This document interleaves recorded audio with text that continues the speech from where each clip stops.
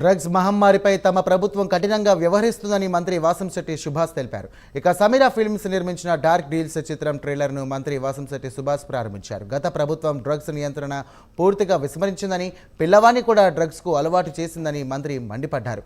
గత ప్రభుత్వం నిరుద్యోగ సమస్య పరిష్కారంలో పూర్తిగా విఫలమైందని అన్నారు. ఇక యువతి యువకులు తమ జీవితాలను డ్రగ్స్ కారణంగా నాశనం చేసుకుంటున్నారని మంత్రి వాసంశెట్టి సుభాష్ ఆవేదన వ్యక్తం చేశారు. అలాంటి వారిలో ఎంతో కొంత మార్పు తీసుకురావడానికి ఈ చిత్రం నిర్మించినట్లు ఆయన తెలియజేశారు.